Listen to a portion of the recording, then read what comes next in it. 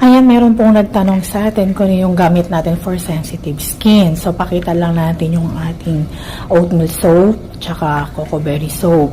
So, kung meron kang kate-kate, sensitive yung skin mo, mabilis kang mag-allergy, so may mga skin rashes yan, psoriasis, eczema, meron kang acne and pimple, itong oatmeal soap bagay sa'yo yan. Then, i-combine mo yung coco berry after a week na gumamit ka. Perfect combination po yan. So, try mo din pong gamitin yung ibang products namin para malaman mo po kung ano yung magiging pinaka-paborito mo. Since lahat naman po sila ay formulated for Filipino skin, types of skin ng mga Pilipino.